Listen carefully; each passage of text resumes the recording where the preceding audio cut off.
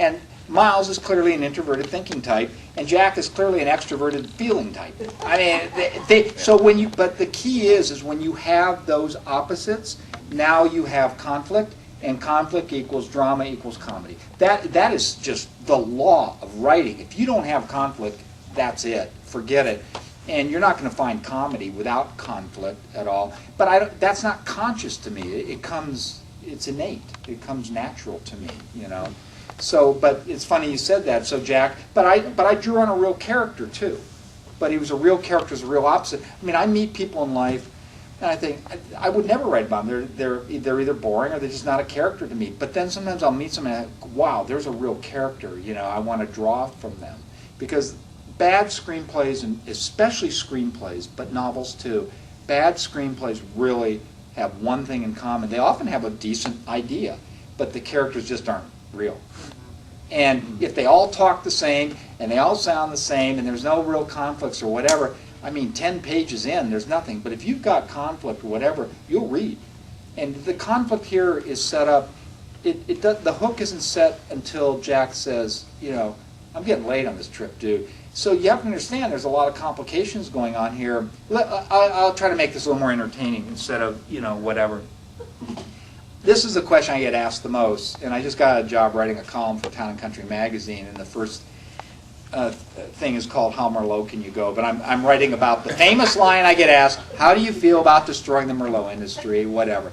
And the answer is, and it's going to go to your question here in a second, is when I wrote the line, you know, no, I'm leaving, I'm not drinking any fucking Merlot, you know, I don't know it's going to be a movie. I don't even know it's going to get published as a novel.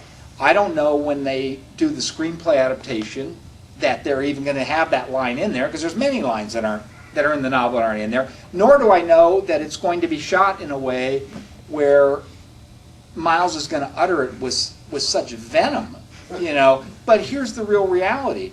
What's really happening in that scene? It isn't like he hates Merlot so much, although it had by 98, 99 when I wrote the book, Merlot had really they really rode a certain fame in the 90s based on this big CBS 60 Minutes thing in 91 on the French paradox. Drink red wine and you'll buy life insurance against health, you know, against heart attacks and strokes.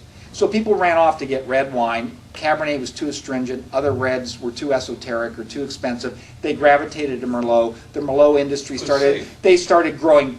They went further inland and grew cheaper and cheaper, shittier and shittier Merlot, and they mass farmed it and they made a $5 wine. And it became, Merlot was 20% of the red wine industry before Sideways. But the thing is, so, I mean, within the wine community, Merlot can be great, you know, in Bordeaux, and it can be great in Napa too, in some places, and even down here, Sunstone makes a fine Merlot, whatever, Schaefer, Duckhorn, they make fine Merlots. But for the most part, 95% of it was swill. I mean, it really was swill. And, you know, but what's really happening in that scene, though, is, you know, they're going in to have dinner. Jack's going to do this girl, you know, obviously. He's going to charm her. And now Miles is going to be compromised because he's the one who took him out on this trip. And on top of that, he knows Maya, he has feelings for her or whatever, and she's clearly going to find out that he's getting married, you know what I mean? So he's now so compromised, his venom, his anger, you know, uttered about Merlot is really more about trying to self-destruct this dinner. That's what it is. If you read the novel, it's really pretty clear, you know, where it's coming from. So all this hating on Merlot, it just built like that. And that one line became, it's a famous line.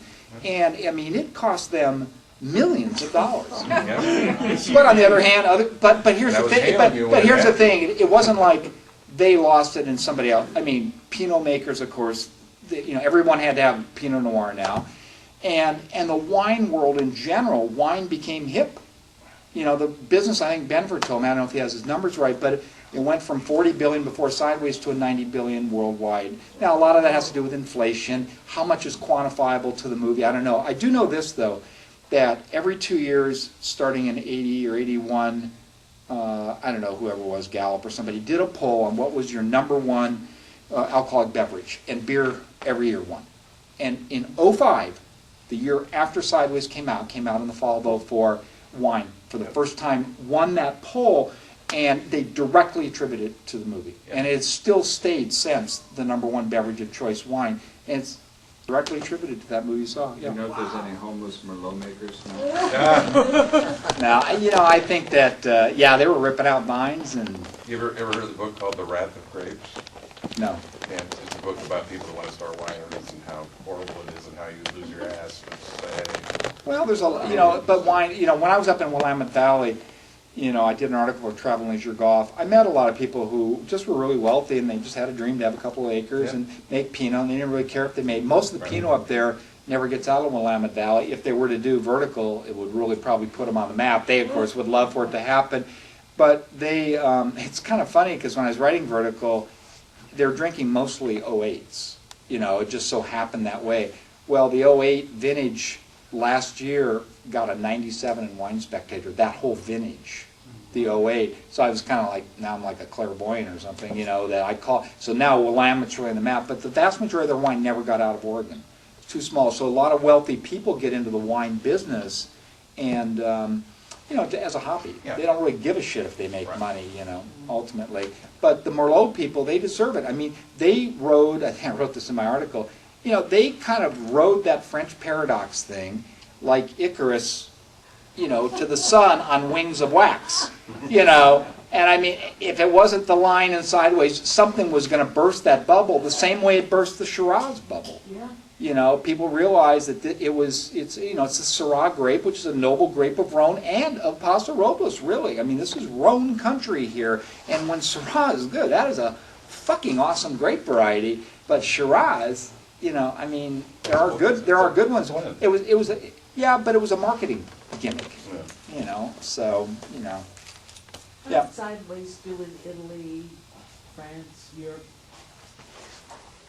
Well, it did, actually, bear in mind it's an R-rated movie. It did $75 million in this country, which I know next to The Hangover, which did probably $280 million, whatever, doesn't sound like a lot. But it's, it's a thoughtful movie. It doesn't have major film stars in it. It did about the same amount foreign, so I don't know what the breakdown is per country. I do know I sold the novel in 12 different languages, and France was one of the few that didn't buy it.